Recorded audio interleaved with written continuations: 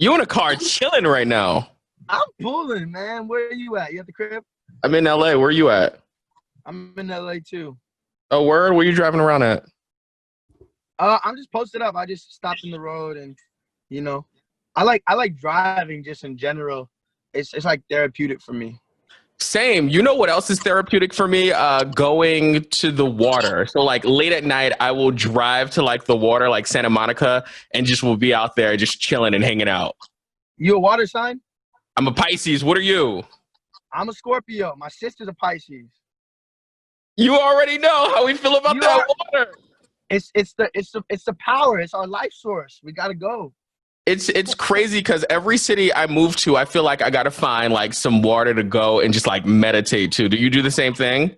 Yeah, I mean, growing up in SF, we had Ocean Beach on one side and the bay on the other side. So water was always around some way. Like the reason that my real name is Golden is Hmm. because my dad was driving by the beach and he saw like the most beautiful golden sunset, and the song "The Golden Time of Day" came on, and he had suggested the name before, but when he told that to my mom, she was like, "Oh yeah, we got to name him this now." Oh, he was listening to Frankie Beverly and Maze. Golden Time of the Day came on. Exactly. You're hip. You know what's up. Come on, man. You already know I know. So how have you been spending your time in like quarantine? I feel like you've been hella busy. What's going on? Man, I did not think I was gonna be this busy either, bro. But between cause City of Angels started blowing up right before quarantine, so that Hmm. kind of carried into it, and then Mood started blowing up like last month, like 2 weeks ago. So right while we in the thick of it, so it's been a lot of work and a lot of press stuff, but also trying to record as much as possible for the next album and get them next hits lined up so we can have these type of conversations over and over again. Man, let me tell you, as my fellow water sign, I am down to have this conversation anytime. Right quick, do you feel like people treat you differently since it started to blow up? Yeah, but that's not new. Even when I had like 50,000 followers and I was just like a regular college kid, people would treat me different, and that's something that I kind of learned, like to trust my friends, Mhm. perspectives and perceptions, because I recognize now how someone treats me is not necessarily indicative of who they truly are as a person. How were you able to decipher that though? Life, life is the greatest teacher of all time. Really? You know, I don't believe in taking the L's. The L's just stands for lessons. So I've taken my fair share of lessons, and if you don't learn from it, you're gonna keep making the same mistakes. You know what's funny? Because I'm the type of person where I'm like, oh man, this person's my friend or that person's my friend, and not necessarily know that this person is in your life for, to gain something. You know what I'm saying? Like Yeah, it's hard to decipher. I'm I'm the same way. I could already tell you're very outgoing. You're very friendly. You're willing to let people in and trust people, and I'm the same way. So it's like being kind of conscious of having to put certain walls up, or taking my time getting to know people, because there really is some energy demons and energy vampires out here trying to suck people for all they got. Pause. Yo, I want to know what is like one piece of advice that you've gotten from someone that I guess still stays true to this day. If you keep good people around, you have less problems. Mm. Who told you that? I think her name was it was Jill. When I first was in LA and just talking to like different labels and agencies and something like this, there was a woman named Jill, who we did a couple meetings with, and she just said, if you keep good people around, life is a lot easier. And that's something I really took to heart. And when building my team, like I just want to have people I genuinely enjoy, and people I feel like have my best, not only my best interests, but the world's best interests in mind, and we're all in alignment. And I think that's a big part of why things have gone so smoothly. Do you feel like it's hard to protect your energy right now? No, probably now is the easiest to protect my energy, because I can make an sorry bro, it's Corona, like I can't link right now or whatever, and I can be in my house and I can choose who's coming in and who's coming out. So it's a lot easier, because when it's regular times and I'm going out in public all the time and going to parties, you run into people a lot that you might not want to see, Mhm. but because of the scene or whatever, you just gotta keep it cool with them, and it's harder to protect your energy out in the field. How do you curve that situation though? Honestly, that's something I'm still trying to figure out, and something I'm still trying to learn, because I don't ever want to be mean or be unapproachable and stuff That's like not that. you. It's I can not already me. tell that's not you. But it's like it's kind of having people around me that can help me put up those walls and just create a little bit of space that they help me with that for sure. So you mentioned school earlier. Are you still in school?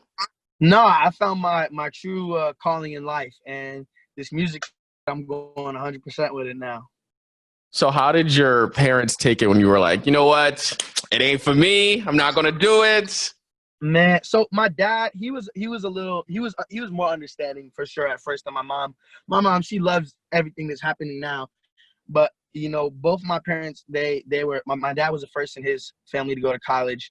My mom, she got a full scholarship to college, so school was really important for them, Mhm. and it was something that they wanted me to do. But when I showed them, yo, I got the opportunity of a lifetime right here. If I take this deal and I leave school, I'm I'm we I can really make my dreams come true. And they've always supported me in life for whatever I want to do. So this time was no different, and they were willing to support my decision to leave school and chase my dreams. That's amazing. I love a good supporting parent story. Now, have they heard any of the songs? Like, are they in the studio? They listening? They listening to Valentino? Moo? What are they listening to? My mom is probably like my biggest fan. She's always like, yo, where's these old songs that I made like when I was 16, 17? I'm like, Mom, I took those off of Spotify. Like, that's SoundCloud only now. We're past that. But the first 2 or 3 years I made music, my parents didn't even know, because they always supported me. But it's kind of hard to be like, yo, Mom, check out this song when I'm talking about like all the things I be doing in my life that you don't know I be doing. So but after I told them, they were really, they just supported the out of me. So I love, always shout out Mom and Dad. Love you guys. When you are composing like a song like that, what headspace do you go to write that? So my best songs, that they start outside of the studio, not even in the studio. It's something that someone will say, a melody that will, I'll be struck. It'll be like struck by inspiration, struck by lightning. Someone will just pop in my head, and I'm like, it's hot. And then I bring it to the studio, and that's usually where I write the verses and stuff. But the hook generally starts outside of the studio for all of my favorite songs, all my best songs. What are you listening to right now? Lately I've been listening to that one Money Man song, 24. That's hard. It's super catchy. And then Mhm. I've been listening to this like complete opposite end of the spectrum, kind of like some alternative experimental music from this group called Mild High Club. So just both. I like to keep my ears open to everything. Did you grow up with your dad like blasting R&B and stuff like that? Because he was playing Golden Time of the Day, so I'm like, he must be listening to Frankie Beverly and Maze and stuff like that. Both of my parents had super diverse taste in music. Like, my mom was the one that put me on to Kanye West for the first time, but Mhm. she'll also listen to like, they honestly both have really good taste in music. A lot of soul, a lot of R&B, a lot of like classic rap, Tupac, Biggie, stuff like that. But they're open to the new stuff too, and they're also discovering music. Like, one of my dad's favorite artists is like Post Malone, of this new generation, Mm. and he also listens to like JID and stuff like that. I'm like, where do you even find these artists? How do you know about these people? Bruh, like I said earlier, it seems like you are hella busy, right?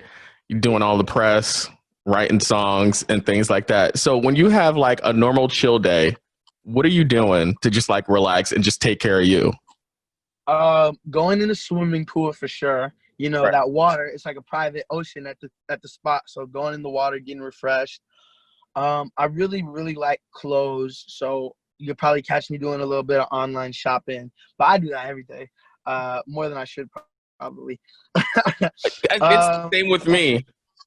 yeah, it's an addiction. It's a problem. I know we go through it, I mean, but just there are plenty of other things you can be addicted to. true. There's a lot of worse addictions that we can have. Right. But just listening to music, spending time with my friends, maybe watch a movie or something like that, read a little bit. I want to say congrats on being the iHeartRadio on the Verge artist with Mood. Thank you guys. Thank you guys for that. Absolutely. Well, it's dope. And I want to know, like, so someone who hasn't heard Mood, right? Can you please explain that to them? Take them on the journey on writing that and creating that. So this was, I think maybe right before, like right as we were getting into this weird quarantine time, and we were all just kicking it at Ian's spot back when we both used to live downtown, like 5 minutes away from each other. And it was me, Omer, KBZ, Ian, and his boy Ryan, who engineers. And we were just chilling. It wasn't a studio session. It wasn't at a studio. It was at his house. Me and Ian were playing Call of Duty, and Omer and KBZ start cooking up this beat with that guitar riff, the no no no no, and I just start singing. Why you always in a mood, around like brand new? And Omer's like, stop everything. That's hot. Go lay that down. So I finish the game. I go. I lay down the hook. Ian goes. He kills his verse. He said, "Baby, I'm not your dad." I'm like, "Damn, that's bars." And I put the hook back. I do my verse, and that was it. It was so natural, so organic, so it just felt so right. It felt so real. It was supposed to happen, and boom. A couple months later, now I have my biggest song ever. I feel like that's normally how it happens. Like the biggest songs just come so effortlessly. You know what I'm saying? Yeah, there's been times when I'm in the studio for 5 hours trying to figure out, like, bro, how do I make this song? And most of the time, those songs never even end up coming out anyways. It's that comes easy, that feels right, that are all my best songs. What's one thing that you found out about the music industry, like getting into it, like being on the inside of it? Man, there's so many misconceptions that you have, from the public versus being behind the scenes. Like, I thought, I signed to a label, I'm gonna get any feature I want. Like, I signed like Young Thug, Future. Like, come on, guys, let's go make some music. But that's not how that works. It's really building the relationships and meeting people and making music with your friends. That's how the best music comes. So, or paying a load of money, and I'm very budget conscious, so we're not trying to do that. I think a lot of people think that it's like you become super rich automatically off the bat when you sign. Yeah, that is a big misconception too. Artists get signed every day, and sure, you might if you already have a song popping or you're already doing something, you might get $1 million, but that's really alone. Like, that was a big thing too. If, let's say, you're an athlete, you're a movie actor, you're a dancer, something like that. When you get paid, your money is your money. But as a musician, when you get paid, that is a loan. All that has to come back to the label. Yeah, because you gotta go out there and make that money. Yeah, and I'm not mad at it. I knew what I was getting into, at least a little bit. And I know that there's a lot more money to come because I'm not going to stop making hits anytime soon. I know you out there hustling. Well, you jumping on as you're driving around. I cannot wait until this pandemic is over so you can come into the studio so we can do this for real. Facts. I'm looking forward to it. I know we're going to meet again. Absolutely.